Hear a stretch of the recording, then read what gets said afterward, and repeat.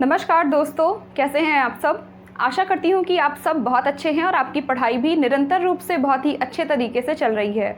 मेरा नाम है उपासना श्रीवास्तव और स्वागत है आप सभी का आपके चैनल द क्वेस्ट 001 पर, जहां हम विश्व भूगोल के दूसरे चैप्टर यूनिवर्स को पढ़ रहे हैं। और यहाँ हमने शुरू किया हुआ था हमारा तीसरा topic, origin of the universe, अर्थात ब्रह्मांड की उत्पत्ति, जहाँ पर हम लोगों ने कल की क्लास में कुछ कॉन्सेप्ट्स को पढ़ा था, जिसमें हम लोगों ने जियोसेंट्रिक अप्रोच क्या है, हीलियोसेंट्रिक कॉन्सेप्ट क्या है, योहानेस केपलर के द्वारा दिए गए लॉज ऑफ प्लैनेटरी मोशन जो है क्या है, इन सारी चीज़ों के विषय में अध्ययन किया हुआ था। आज हम ओरिजिन ऑफ यूनिवर्स से संबंधित कुछ थियरीज को पढ़ने जा रहे हैं। तो चलिए क्लास को जो है शुरू किया जाता है। चलिए, इसके बाद जो दूसरी थियरी है वो है pulsating universe theory. Universe theory यानी कि दोलन सिद्धांत।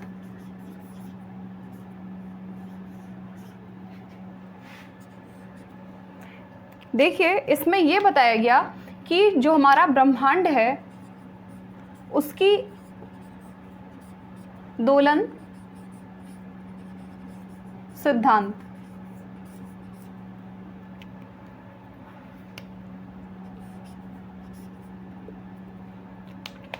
देखिए, इसमें इस सिद्धांत में ये बताया गया कि किस प्रकार से जो ब्रह्मांड है उसकी उत्पत्ति एक समय में हुई और उसका मैक्सिमम एक्सपेंशन हुआ। और जब ब्रह्मांड का मैक्सिमम एक्सपेंशन हो गया, यानी कि जब ब्रह्मांड अपनी अधिकतम शेप और साइज को प्राप्त कर लिया, तो धीरे धीरे इसकी एनर्जी जो है वो लॉस्ट होना शुरू हुई, वो ख़त्म होना शुरू हुई और एक टाइम के बाद में वो छोटे से टिनी पार्टिकल के रूप में कन्वर्ट हो गया, जिससे कि ब्रह्मांड की उत्पत्ति हुई थी। देखिए, इसको हम समझ लेते हैं कि इसके अनुसार कहा गया कि जो हमारा ब्रह्मांड है वो एक छोटे सब एटॉमिक पार्टिकल से उत्पन्न हुआ है, यानी कि जिसे हम एक टिनी पार्टिकल से उत्पन्न हुआ, जिसे हम सिंगुलैरिटी के नाम से जानते हैं। अभी हम बिग बैंग थ्योरी जब पढ़ेंगे तो उसमें हम इन सारी चीज़ों को बहुत ही विस्तृत रूप में जो है पढ़ेंगे। तो इसे हम बोलते हैं सिंगुलैरिटी, यानी कि ऐसी कोई भी चीज़ जिसके विषय में हमें कुछ भी जानकारी ना पता हो, उसे हम सिंगुलैरिटी कहते हैं। तो इस टिनी पार्टिकल की एक्सट्रीम टेम्परेचर थी, यानी कि इसकी इनफाइनाइट टेम्परेचर और इनफाइनाइट डेंसिटी के साथ में ये एग्जिस्ट करता था। एक टाइम के बाद जब इसमें सुपर एक्सप्लोजन की घटना घटित हुई, जब इसमें सुपर एक्सप्लोजन हुआ, जिसे हम बिग बैंग के नाम से जानते हैं, सुपर एक्सप्लोजन, या जब इसमें बिग बैंग की घटना घटी, जिससे कि आज जो कुछ भी हम ब्रह्मांड में देखते हैं वो सब कुछ, जितने भी मैटर्स इससे निकले थे, जितनी भी एनर्जी, जितनी भी गैसेस इससे निकली थी, वो सारी आज हमें ब्रह्मांड के रूप में देखने के लिए मिलती हैं।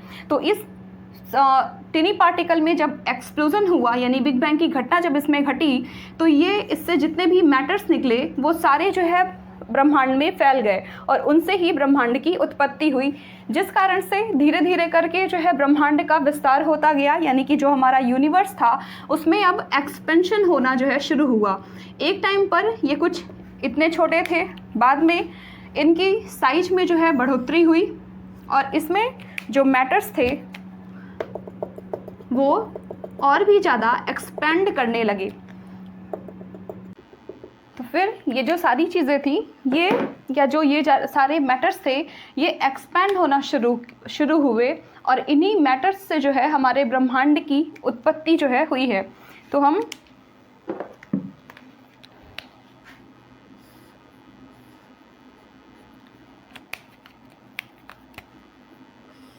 आज जो कुछ भी हमारे ब्रह्मांड में हमें देखने के लिए मिलता है, चाहे वो कोई भी गैलेक्सी हो, स्टार्स वगैरह हो, दूसरे सेलेस्टियल बॉडी हो, ये सारी चीज़ें जो भी आज हमें देखने के लिए मिलती हैं वो सारी चीज़ें यूनिवर्स के अंतर्गत आती हैं।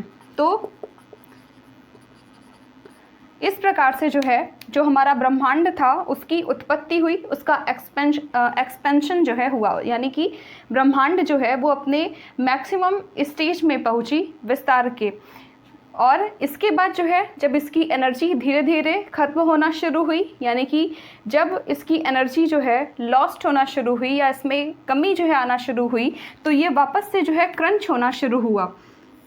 पहले जो यूनिवर्स बहुत ही बड़ा था, अब वो धीरे धीरे उसी टिनी पार्टिकल के रूप में जो है वापस से आ जाएगा। तो वो वापस से इस शेप में आना जो है शुरू हुआ, और एक समय के बाद वो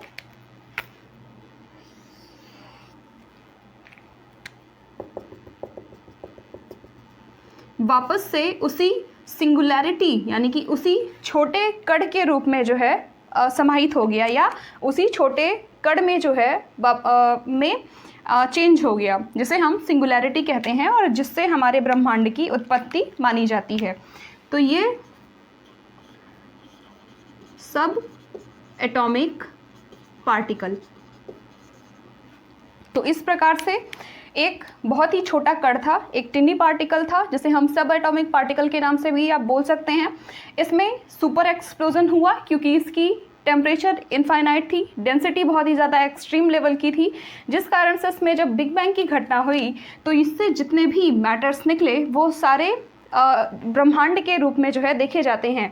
फिर धीरे धीरे जो है इसका एक्सपेंशन होना शुरू हुआ, यानी कि ब्रह्मांड जो है वो विस्तारित होना शुरू हुआ, और इस प्रकार से आज हम जो ब्रह्मांड देखते हैं या जो भी कुछ ब्रह्मांड में हम देखते हैं वो इन्हीं के कारण जो है हमें देखने के लिए मिलती हैं। फिर धीरे धीरे ब्रह्मांड जो है वो क्रंच होना शुरू होगा, और एक टाइम के बाद वो इस स्टेज में आ जाएगा जिससे ब्रह्मांड की उत्पत्ति मानी जाती है। तो पल्सेटिंग यूनिवर्स थियरी जो है वो हमें इस बारे में बताती है कि किस प्रकार से इस चीज़ों में दोलन हो रहा है। आप देखिए, ये दोलन की तरह काम कर रहे हैं, पेंडुलम के जैसे। यही कारण है कि हम इसे दोलन सिद्धांत के नाम से जानते हैं। तो इसे दिया गया था, चलिए अब हम लिख लेते हैं इसे दिया गया है डॉक्टर एलन संडेज और आर्थर एडिंगटन के द्वारा। आर्थर एडिंगटन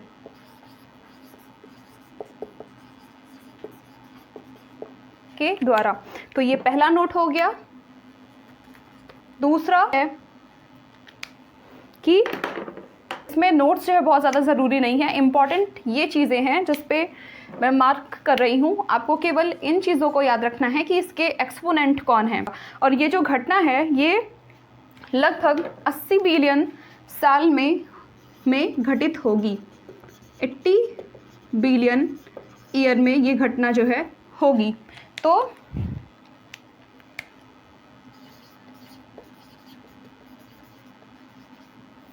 बिलियन ईयर में ये घटना हमें देखने के लिए मिलेगी। तो ये इसके विषय में हो गया, दोलन सिद्धांत के विषय में हम इस एनिमेशन के माध्यम से समझ सकते हैं। It is a combination of the Big Bang and Big Crunch theory. That is, we live in between the Big Bang and the Big Crunch.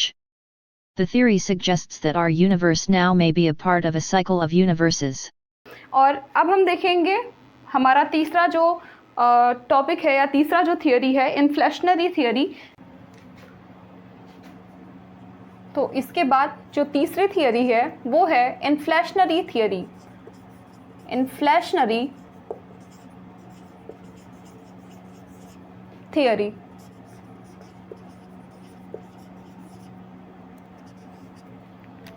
मतलब स्फीति सिद्धांत। स्फीति सिद्धांत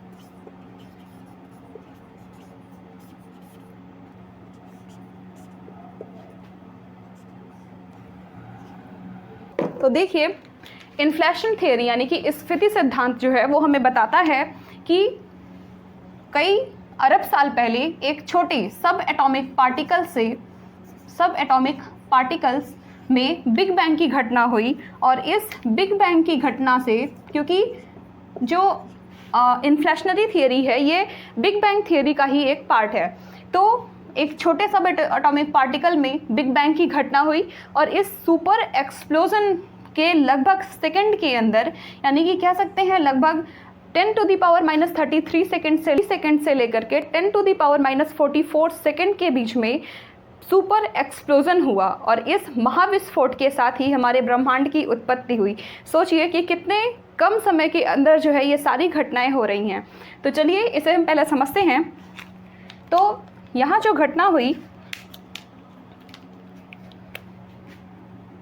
बिग बैंग की जो घटना हुई उससे जितने भी मैटर्स निकले ब्रह्मांड में उपस्थित, चाहे वो जितने भी इसमें मैटर्स निकले वो सारी चीज़ें लगभग सुपर एक्सप्लोजन के कारण जो है हुई, जिसे हमने नाम दिया बिग बैंग। और ये जो सुपर एक्सप्लोजन था ये लगभग 10⁻³ से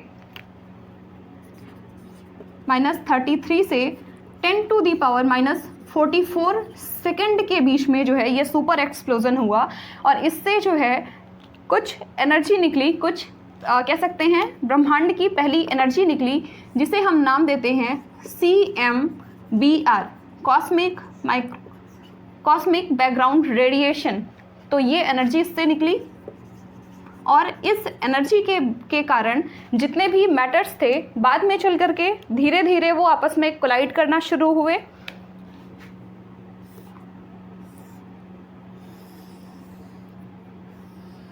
जितने भी मैटर्स थे, चाहे वो कोई भी रॉकेट डेब्रीज रही होंगी या जो एनर्जी थी, गैसेस वगैरह थी, ये आपस में कोलाइड होना शुरू हुई और एक टाइम के बाद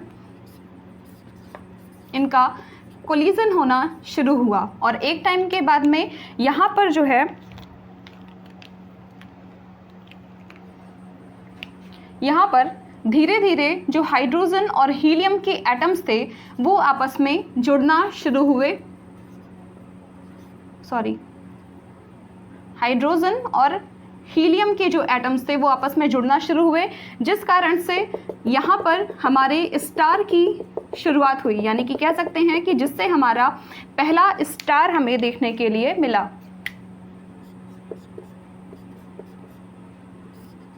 ये है first star of the universe, यानी कि इन मैटर्स के कोलिजन के कारण हमें ब्रह्मांड का पहला तारा देखने के लिए मिला। बाद में ये घटना लगातार हो रही है, लगातार जितने भी मैटर्स हैं वो आपस में कोलाइड कर रहे हैं और इस प्रकार से आज जो हमें ब्रह्मांड हमारा देखने के लिए मिलता है, जिसमें कई सेलेस्टियल बॉडीज़, जैसे कि इसमें हमारा स्टार है, कुछ गैलेक्सीज़ हैं, गैलेक्सीज़ वगैरह हैं, छोटे छोटे जो है प्लैनेट्स हैं, ड्वार्फ प्लैनेट्स हैं, ड्वार्फ प्लैनेट्स वगैरह, कॉमेट्स जो होते हैं वो सारी, नेबुलाज। तो ये जो भी ब्रह्मांड में आज हमें देखने के लिए मिलती है चीज़ें, वो सारी चीज़ें हमें देखने के लिए मिली। तो इससे हमारे यूनिवर्स की उत्पत्ति हुई और ये घटना जो है वो लगभग इतने कम समय में हो रही है। तो आइए अब हम इसे समझते हैं। देखिए, तो चलिए इसे अब हम समझते हैं कि इन्फ्लेशनरी थियरी यानी स्फीति सिद्धांत जो है, जिसे पॉल स्टीनहार्ट के द्वारा और एलन गुथ के द्वारा दिया गया, जिसमें मुख्य रोल या मुख्य भूमिका जो है वो एलन गुथ की है। उन्होंने बताया कि सबसे पहले ब्रह्मांड में एक छोटा सब एटॉमिक पार्टिकल था, जिसमें बिग बैंग के लगभग सेकंड के अंदर लगभग 10⁻³ सेकंड से लेकर के 10⁻⁴ सेकंड के बीच में एक सुपर एक्सप्लोजन हुआ और इस सुपर एक्सप्लोजन के कारण जितने भी मैटर्स निकले, जितनी भी चीज़ें निकली, उसे हम मैटर्स निकली, उससे हमारे ब्रह्मांड की उत्पत्ति हुई है। और इन्हीं के साथ में हमें हमारा पहली एनर्जी मिली, ब्रह्मांड की पहली ऊर्जा हमें देखने के लिए मिले, जिसे हम CMBR के नाम से जानते हैं। बाद में जब ये मैटर्स जितने भी थे, इनका जब कोलिजन होना शुरू हुआ, यानी कि ये जब आपस में या एक दूसरे से मिलना शुरू हुए, तो धीरे धीरे करके जो है हमारे स्टार यानी कि हमारे तारे की उत्पत्ति हुई। और इस प्रकार से जो एनर्जी थी, जो रेडिएशन निकला हुआ था, उससे जो है जो फील्ड था क्योंकि यहीं से इन्फ्लेशन की शुरुआत हो रही है। हम इसे नाम दे रहे हैं इन्फ्लेशन, इसे हम नाम दे रहे हैं इन्फ्लेशन यानी स्फीति। और इसी इन्फ्लेशन के साथ में जो एनर्जी निकली या जो रेडिएशन निकला, बाद में चल करके धीरे धीरे जब इस फील्ड का क्षय होने लगा या इस फील्ड की समाप्ति जब हुई, तो ये जो रेडिएशन था ये अलग अलग प्रकार के एनर्जी, अलग अलग प्रकार के गैसेस और मैटर्स में जो है टूटना शुरू हो गए। और बाद में जब इन्हीं मैटर्स का कोलिजन होने लगा, यानी कि ये जो मैटर्स थे वो आपस में जुड़ने लगे, तो इससे हम सबसे पहली बार हाइड्रोजन और हीलियम के आपस में जुड़ने के कारण ब्रह्मांड की पहली लाइट हमें देखने के लिए मिली और यहाँ से हमारे तारे की उत्पत्ति हुई। और बाद में चल करके ये जो हमारा पूरा ब्रह्मांड हमें देखने के लिए मिलता है, जिसमें गैलेक्सी है, नेबुला है, ड्वार्फ प्लैनेट्स हैं, दूसरे सेलेस्टियल बॉडी हैं, ये सारी चीज़ें जो हमें देखने के लिए मिलती है वो इस इतने कम समय में हो गई। और इसी इन्फ्लेशन के कारण हम इसे नाम देते हैं इन्फ्लेशनरी थियरी, क्योंकि हम इस घटना को बोलते हैं इन्फ्लेशन। तो इस इन्फ्लेशन के कारण ही हमने इसे नाम दिया इन्फ्लेशनरी थियरी, यानी कि स्फीति का सिद्धांत, इसे दिया गया है एलन गुथ। हमने इसे लिखा हुआ है एलन गुथ और पॉल स्टीनहार्ट के द्वारा। तो यहाँ पर हमें ये चीज़ों को लिखना नहीं है, हमें बस केवल इन चीज़ों को समझना था कि जो थियरीज़ हैं उनमें क्या बातें जो है कही गई हैं, क्योंकि आपसे थियरी के विषय में जो है नहीं पूछा जाता एग्ज़ाम में। केवल आपसे ये पूछा जाएगा कि ये थियरी है तो इसे किसने दिया है। तो हम इसे केवल यहाँ पर समझेंगे और हम नोट्स जो है नहीं लिखेंगे इसके विषय में। इस एनिमेशन के माध्यम से समझ सकते हैं। In the beginning of the 20th century, astronomers noticed that galaxies were moving away from each other, and the further apart they were, the faster they moved. Physicists theorized this meant that the universe was expanding, and that at some point in the past, it must have been very small, dense and hot. They called this idea the Big Bang. Then in the 1960s, two astronomers discovered something called the cosmic microwave background radiation, the CMB, a faint glow or temperature that seems to permeate the entire universe. This further supported the Big Bang because the only way two extremes of the universe could have the same temperature was if they were close enough to each other at some point in the past. The theory traced the origins of this glow to 380,000 years after the Big Bang, the point where matter started to clump together enough for light to move around freely. Inflation theorized that the universe expanded so fast, faster than the speed of light in that early time, that these fluctuations created ripples in the fabric of space and time. These fluctuations expanded and formed hills and valleys in the texture of the universe that allowed matter to clump into the matter we see today. Researchers led by John Kovac of Harvard University think they found that signature. We are now waiting for the upcoming observations by the European Space Agency's Planck Space Telescope, which is currently measuring the polarization of the CMB and is expected to report its findings in October 2014. This could more firmly establish inflation theory, and we will be able to look back beyond the 380,000-year horizon of the CMB, back to 10 to the minus 36 of a second after the Big Bang. On that signal in the sky, we may be able to trace our origin. We were once light. Then we were ripples in temperature that became stars, galaxies, matter. And life. है। तो आशा करती हूँ कि आपको चीज़ें जो है समझ में आई होंगी। और आज की क्लास में इतना ही। कल की क्लास में हम देखेंगे बिग बैंग थियरी के विषय में। तो आज के लिए इतना ही। नमस्कार, धन्यवाद।